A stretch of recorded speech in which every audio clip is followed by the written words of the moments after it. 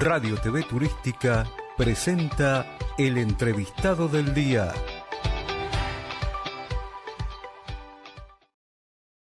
Y cuando abríamos el programa hablábamos de un lugar a descubrir en la ciudad de Buenos Aires que tiene que ver mucho con nuestra historia, con nuestras raíces, que es el Zanjón de Granado. Sí, el Zanjón de Granado, un lugar que, te digo, muchos, inclusive de los vecinos de la ciudad, no lo conocen. Sí, aparte uno escucha el nombre por ahí al pasar y piensa que es o en provincia de Buenos Aires o en algún lugar del país de otra provincia. No, Sí, no sí. Piensa en la ciudad de Buenos Aires. En la calle Defensa. Pero para hablar de todo esto no vamos a hablar nosotros, va a hablar alguien que sabe y mucho, que está allí y que ya está conectada, que es Lucía Galuso, historiadora del arte, a ver si no me equivoqué, y por supuesto del staff del Zanjón de Granado. Lucía, un placer que estés contactada con nosotros. Gracias por este tiempo.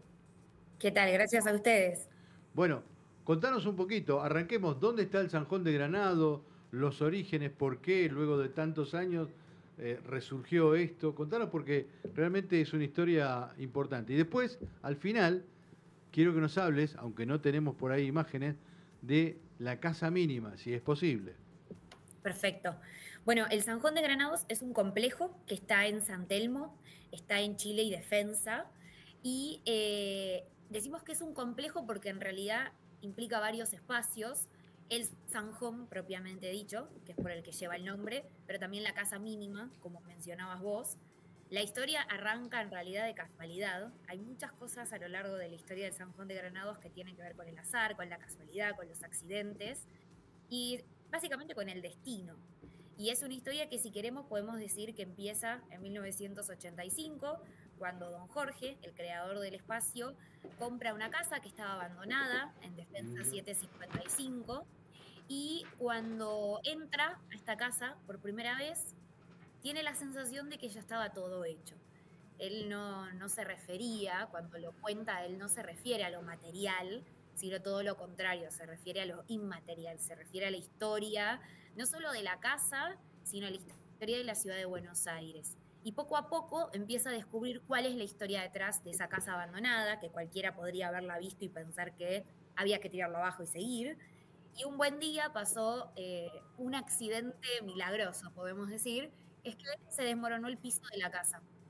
Al desmoronarse, descubren que debajo de esta casa abandonada había un túnel, un fragmento de un túnel.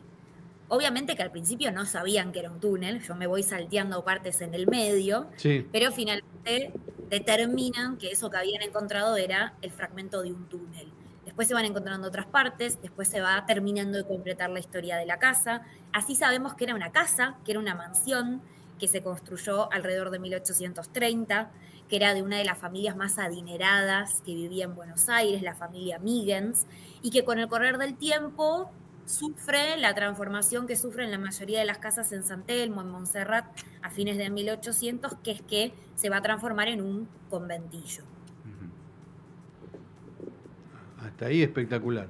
Bien, yo quería preguntarle porque, claro, ¿en qué estado estaba ese túnel y para qué se usaba, si supieron para qué se usaba el túnel ese, ¿no? Bueno, ese túnel, su razón de ser es que por acá corría un arroyo. Un arroyo natural de desagüe que había en la ciudad de Buenos Aires, como hay muchos otros. Hablando pronto, hay alrededor de 14, 15 arroyos en la ciudad de Buenos Aires. Los más famosos son el Maldonado, el Medrano, claro, el Vega, ¿no? Que de hecho hay varios carteles en la ciudad que indican por dónde están pasando.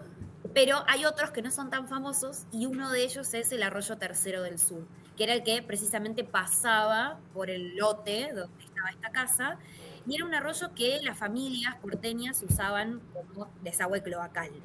Claro. Entonces no era muy conveniente tener una casa que se viera atravesada por este arroyo. Entonces aquellas familias que contaban con el poder económico, lo que hacían era entubar este arroyo, construir lo que hoy diríamos nosotros un túnel, precisamente para que corra cubierto y así no molestar, por decir de alguna manera, a estas familias. Claro. Qué bueno. Y a partir de allí, bueno, fueron descubriendo todas estas cosas y después empieza la verdadera historia, digamos, más allá de de los descubrimientos a poner en valor este lugar que hoy es un museo histórico. Bueno, llevó 25 años devolverle la vida a este lugar.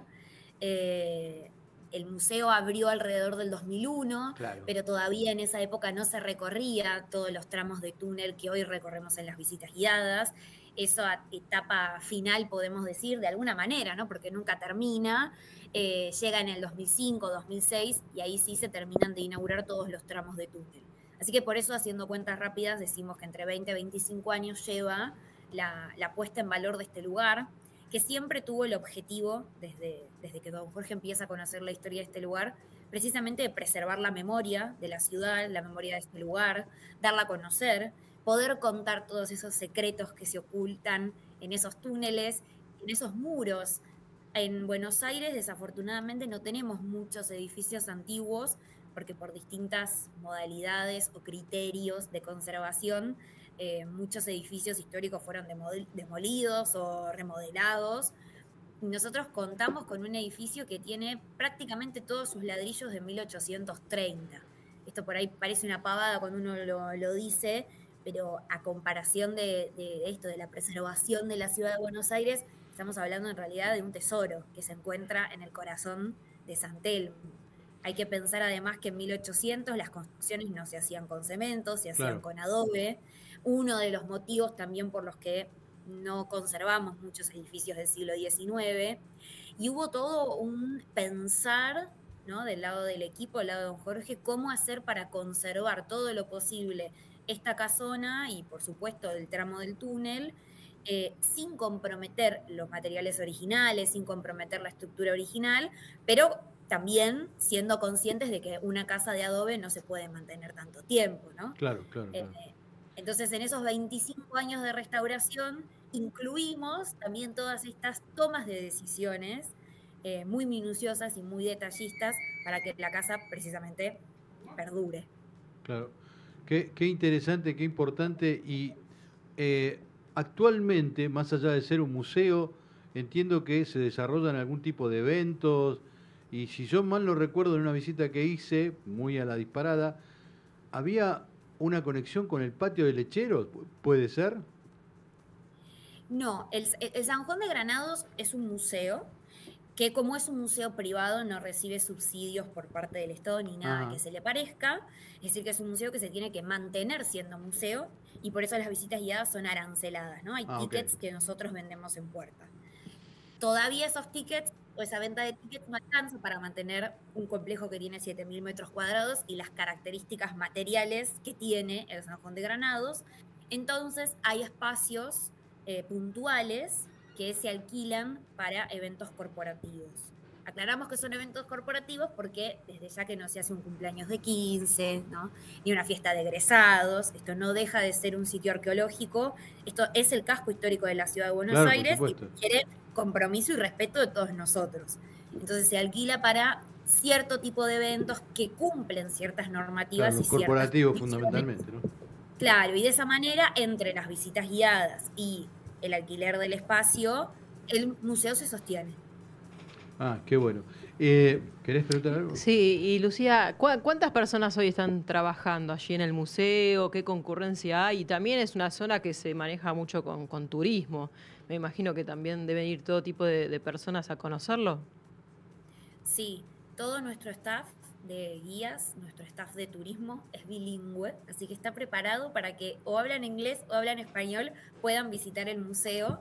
De todas maneras viene gente de todas partes del mundo, muchísimo turismo limítrofe, ¿no? Brasil, Chile, Bolivia, Paraguay, Uruguay, pero también cruzan el océano para visitar el San Juan de Granados. Hace poco tuvimos muchos italianos que venían, entonces nosotros preguntamos si estaban de vacaciones. Claro, justo coincidía con la semana que ellos tenían vacaciones, entonces hubo toda una semana que todos los días recibimos distintas personas, ¿no?, que no se conocían, que venían de Italia.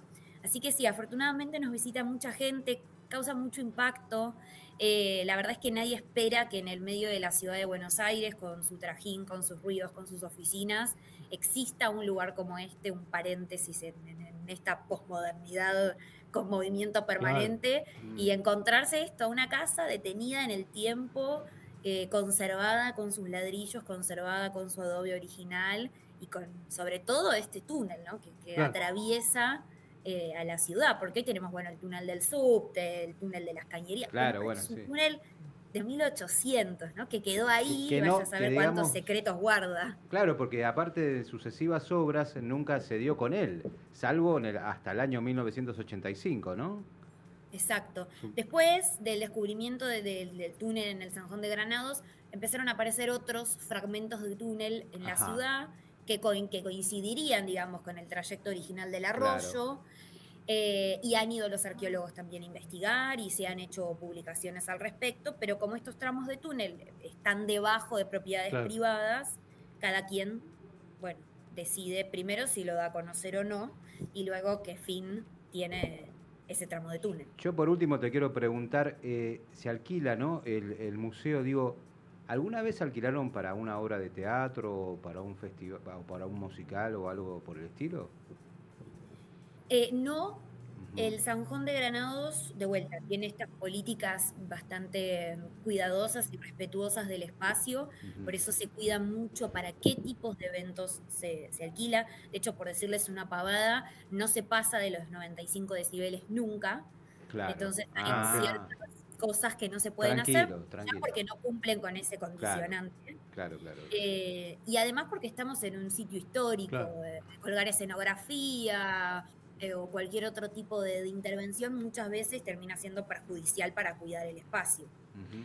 Estamos en contacto directo con Lucía Galuso, que es historiadora del arte y por supuesto pertenece al staff de este hermoso lugar que habla de nuestra historia, que es el Sanjón de Granados. Lucía, te hago una consulta. Cuando originalmente, ¿hasta dónde llegaba el río? Ahí en la calle Defensa es donde arranca la puerta del Sanjón de Granados. ¿Hasta dónde llegaba el río originalmente? El Río de la Plata llegaba hasta lo que hoy es Paseo Colón.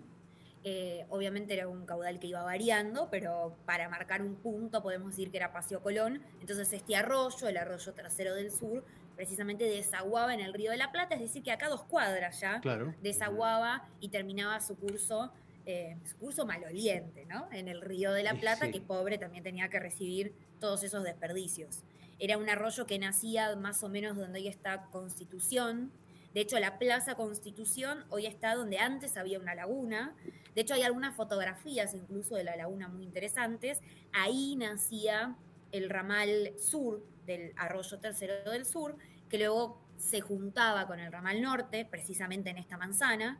El ramal norte nacía más o menos donde hoy está la avenida 9 de Julio, y bueno, finalmente desaguaban en el Río de la Plata. A grandes rasgos ese era el trayecto que hacía el arroyo. Eso, todas eran aguas servidas, desperdicios, fundamentalmente. Sí, en realidad era un arroyo que la gente, ¿no?, lo usaba para este ok. fin, para Claro. arrojar sus desperdicios. Perfecto. Aprovechando, digamos, la corriente, ¿viste? Para que se lleve todo para el río. Sí, sí, cerca del riachuelo, estimo que también, ¿no? Claro, lo que sucede es que era un arroyo estacional, Claro. entonces había momentos, como bien dicen ustedes, que tenía un caudal de agua interesante y entonces todos Ahí. los desperdicios se iban al Río de la Plata y los porteños se olvidaban del problema, Claro. pero luego había temporadas de Claro. sequía. Sí, Entonces era el ahí problema. eran los verdaderos problemas. Sí. Lucía, y vos hablabas de visitas guiadas. ¿Cuándo son las visitas guiadas? ¿Cómo hay que hacer para tener la información, para anotarse? ¿O vos llegás y te anotás? ¿Cómo es la metodología de trabajo en el Sanjón de Granados? Bueno, el museo está abierto todos los días, sin excepción, de lunes a lunes, así que no hay excusas. Está abierto de 11 a 17 horas. Ajá. Y depende si quieren hacer una visita en inglés o español, hay distintos horarios, no los voy a aburrir ahora diciéndoselos, pero los pueden conocer en la página web, Claro. que es www.elsanjón.com.ar. También tenemos redes sociales, hay mucha gente que tal vez les es más práctico entrar en Instagram que Correcto. obtener esa información, y también lo pueden hacer. Y hacemos visitas guiadas al Sanjón, propiamente dicho, pero también a la Casa Mínima, ¿no?, que también forma parte de este complejo, que está en la manzana de enfrente. Uno cruza Defensa y en la esquina de Defensa y Pasaje San Lorenzo nos encontramos con esta curiosa propiedad. Así que también hacemos visitas a Casa Mínima, de vuelta todos los días. Contanos un poquito la historia, los orígenes de esa casa. Bueno, hay muchos mitos, hay muchas leyendas alrededor de la casa mínima. Sin ir más lejos, uno entra en internet y lo primero que encuentra es que era la casa de un esclavo liberto. Bueno, eso nosotros lo desmentimos un poco en la visita guiada, lo tomamos con pinzas. Cuando vengan ya van a entender por qué. Pero a grandes rasgos hay una gran propiedad, que es 33 metros por 33 metros, en San Lorenzo y Defensa. Todo eso era una barraca, originalmente construida en 1800 por la familia Lesica Peña, otra familia muy rica y muy famosa de Buenos Aires. Y esa propiedad, con el correr del tiempo, imagínense ustedes, más de 200 años, fue cambiando de funciones. Ajá. Entonces fue una barraca, fue una mansión, fue un conventillo, y en todas estas transformaciones sucesivas le fueron pasando cosas estructurales, estéticas, de funcionalidad.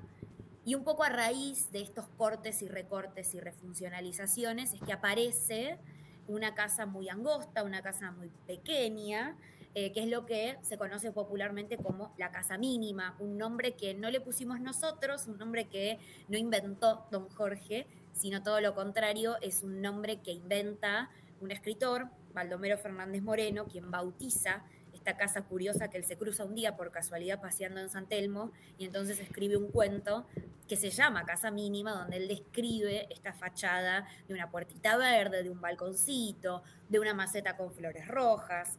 Y bueno, hay toda una historia detrás de eso, extensísima, que nosotros tratamos de acortar en 45 minutos que dura la visita guiada, obviamente tratando de no perder esa riqueza histórica que tiene, para acercar el patrimonio a quienes nos quieran visitar.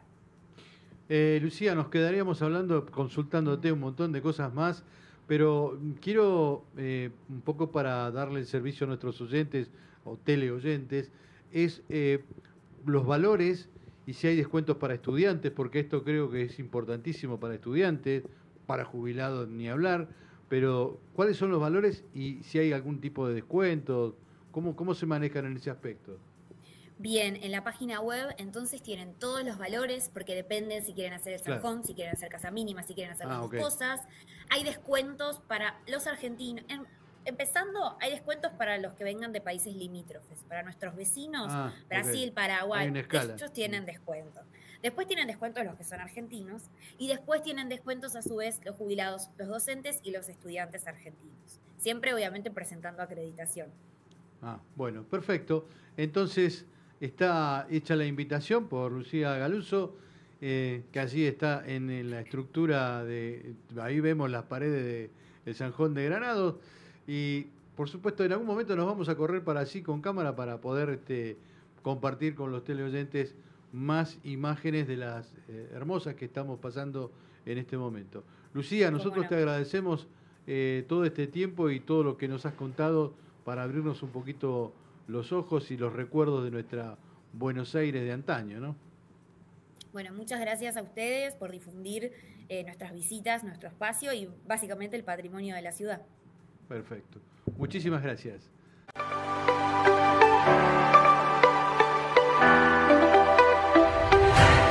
Radio TV Turística presentó El Entrevistado del Día.